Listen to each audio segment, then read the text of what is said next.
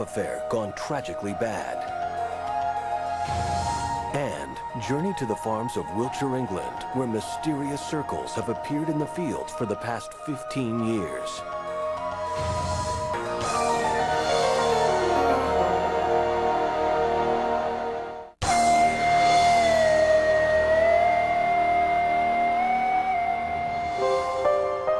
This is Wiltshire, a rural area of England once known as the Kingdom of Wessex.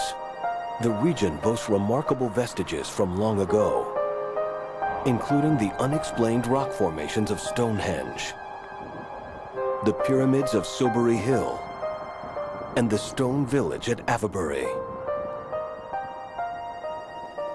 But more recent phenomena are adding to the area's mystique. Puzzling patterns, some stretching for acres, have become imprinted in the fields. They're called crop circles, and no one can explain for certain how they are made. We who live here in this area know that there is something strange going on. We don't know what it is, we haven't got the answers, but we know it's happening. I'm not a woo-woo kind of guy, you know, but this is one of the strangest things. The first circles were discovered over 15 years ago. Since then, hundreds of complex patterns have appeared fully formed during the brief midsummer nights.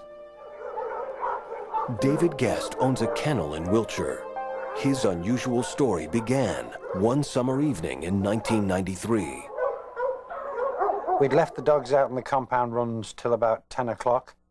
We'd watched news at 10, gone down when that had started, locked the dogs up, which takes about 45 minutes when we're running full like that. So we would probably have gone to bed about 11:30, windows open because it was a warm night. David's kennel has an intricate burglar alarm system complete with motion detectors. It's fortified by the most reliable burglar alarm of all, man's best friend. We have 3 large dogs in the house itself. And we normally have 50 to 60 dogs in the kennels. So if you walk around, we're going to get woken up very quickly. As usual, David and his wife slept at the back of their house overlooking the fields. Throughout the night, the dogs were silent, but it was hardly business as usual when the new day dawned. We woke next morning, basically to find that our clocks had stopped. Everything in the house. Our wristwatches, electrical clocks, our wind-up clocks, and our battery-operated clocks had all lost 2 hours. When David went outside, he discovered something even more strange. All I'd done is walk out to the water trough to check for water, and there it was just there. He was stunned to see that his crops had been flattened into a design. It was a series of 3 circles with a series of smaller circles around it. This was probably no more than 25 meters, 30 meters across. The phenomenon had occurred without arousing the dogs or setting off the farm's elaborate alarms. If we have dogs bark, we automatically get up because we want to know why. The power hadn't actually gone down, because if the power goes down, it sets the trips off. So it would have shown in the trip boxes that we'd lost power during the course of the night. It wouldn't explain the wind-up clocks, it wouldn't explain the battery clocks, because I think the clocks were definitely related to the crop circle. I don't know how, and I don't know why, but I think they were. So if anyone walked up there, they'd have left a track, and you would have been able to see the track. There was no track. Other people living in these beautiful green hills have also reported unusual happenings. For Andrew Blackall, a simple walk with his dog stirred up a surprise. I noticed an overwhelming sense of blackness in the sky. And the heckles went up on the back of the neck, and also the dog sort of like stopped and she wouldn't go any further. Come on. We've all seen storm clouds, but this was no storm cloud. This was a genuine blackness beyond blackness. The dog picked up on this. She became very protective. She wanted to look after me, and she wanted to get us both home as quickly as possible. On that basis, we ran, we left, we went then. We didn't want to be there anymore. The next day, Andrew found out that a double helix design had appeared in a cornfield near where he had been walking. When he saw it for himself, he likened it to a strand of DNA. I'm not generally taken in by hoaxes, and I'm very skeptical of many aspects of the paranormal. I now have to say I do not understand what occurred, but I do not believe it was a hoax. I have to reinforce the fact that I feel it was a very genuine crop glyph. The ability of humankind to create something so quickly within a field and not to actually leave traces of footprints just isn't there.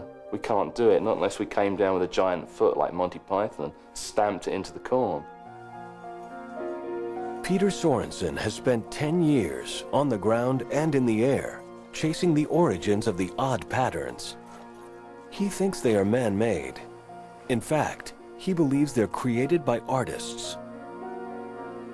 I think that they're like graffiti artists who make beautiful things, and they like the fact that people think they're beautiful things, and they have to do it anonymously. Like a graffiti artist, you can't go and say, hey, I did that on the side of the Empire State Building. That's it's going to land you in jail real fast. So for that reason, they're secretive. And some people say, well, then it's a hoax. No, it's not a hoax. It's an unusual art form. Dairy farmer Polly Carson disagrees. She has found herself smack dab in the middle of the crop circle controversy. Literally. Her farm happens to be in the crop circle epicenter. 70% of all crop circles in the world occur in England. 70% of all English crop circles occur in our area. The first circle appeared on Polly's farm in 1990. Since then, she has discovered dozens of them on her land. Having lived here amongst it for so many years, at the end of the day, I have to say, a lot of other farmers in this area, have to say, hoaxing doesn't explain it. There's something more going on. Polly was particularly amazed at one crop circle that she discovered on a soggy morning in 1992. It poured down that night. It rained very heavily.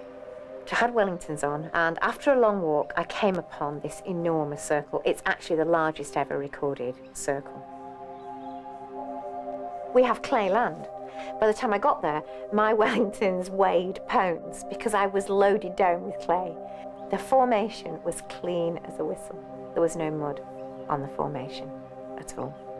And how could that happen? Those who attribute the circles to midnight artists have failed to convince Polly, who has viewed many circles in her own yard. When you see the detail, when you see the way the crop is laid, twisted, you just think, oh, come on, don't tell me that somebody sat here all night, you know, doing this. It looks like water has flown through. It looks like a river has gone through. Because it's just so flowing and so fluid. I mean, who's done that with a board and a plank? Whatever their real cause, local residents all have their own explanations for how and why the circles appear.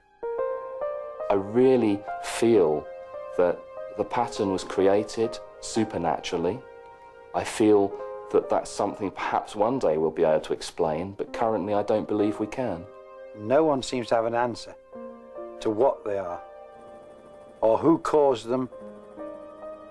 What they do is bring people together. We've had fantastic experiences of people, total strangers, getting together, coming to visit these things, standing in them and talking about subjects that they would never dream of talking about. To me, that's a purpose. Coming up next, a trip to the Sunset Strip, where comedians claim their club is haunted by ghosts.